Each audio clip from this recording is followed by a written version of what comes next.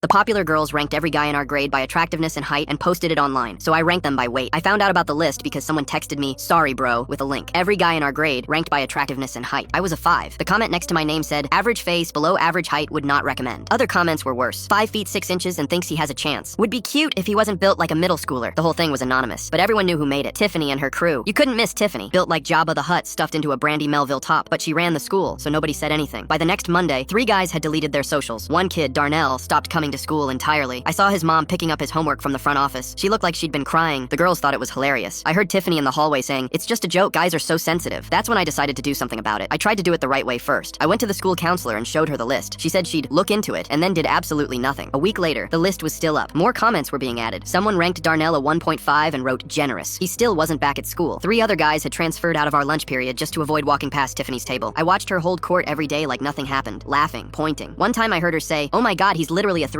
Why is he even talking to her?" I'd had enough. I caught her at her locker between classes. "The list is hurting people. Darnell hasn't been to school in 2 weeks. You need to take it down." She looked at me with this fake pity face. "Aw, are you upset about your little 5? Don't worry, I'm sure someone will settle for you eventually." Her friends howled. I didn't react. "Darnell hasn't been to school in 2 weeks because of what you did." She shrugged. "That's a him problem. Maybe if guys weren't so emotional about everything, they'd be fine. We're literally just telling the truth. So you'd be okay if someone did the same thing to you?" She laughed. "No one would dare." I nodded. "You're probably right." I walked away. That night, I sat in my room and thought about what would actually get through to her. Words didn't work. Authority didn't work. The only thing Tiffany would understand is feeling exactly what she made everyone else feel. So I opened a Google Doc and I started typing. I got the weights from Instagram posts, beach photos, anything public. I estimated where I had to. Spent 3 days on it. Made sure it was detailed. Made sure it was brutal. Made sure Tiffany was right at the top. Then I waited for Friday. Friday lunch. I dropped the list at exactly 12 o'clock. Official ranking, girls edition, by weight. Within 10 minutes, it had spread to every corner of the cafeteria. I watched the chaos unfold from my usual table. Girls were crying, screaming, comparing notes. One girl threw her phone across the room, but I kept my eyes on Tiffany. She was holding court as usual when someone handed her their phone. She squinted at the screen, scrolled. Her smile disappeared. She scrolled more. Her face went red, then purple. She was at the top of the list. Number 1, 187 pounds. Comment, built like Jabba the Hutt in a Brandy Melville top. She stood up so fast her chair fell over. Her eyes scanned the cafeteria until they found me. I waved. She marched over, her whole crew behind her. "You think this is funny? This is disgusting. This is body shaming. I'm reporting you." I stayed calm. "Body shaming? That's crazy. It's just a joke." "This isn't a joke. This is harassment." "Is it? Because I remember when I told you to take your list down, you said it was just a joke. You said guys need to stop being so sensitive." The cafeteria was dead silent. "The difference is," I said, "you ranked guys by height and attractiveness. Things they were born with. Things they can never change. I ranked by weight. Something anyone can change if they really wanted to." Tiffany's mouth opened, closed, opened again. Nothing came out. Her friends were backing away from her. Nobody wanted to be associated with this anymore. "So if you want to go to the principal," I said, "I'll walk with you. We can show them both lists." We both got detention. The principal made us take down both lists and write apology letters to the school. I wrote mine in 5 minutes. Tiffany's crew stopped sitting with her after that. One by one, they found other tables. By winter break, she was eating lunch alone. She transferred to a different school in January. Darnell came back a week later. Turns out being ranked by weight hurts just as much as being ranked by height. Maybe more. Funny how that works.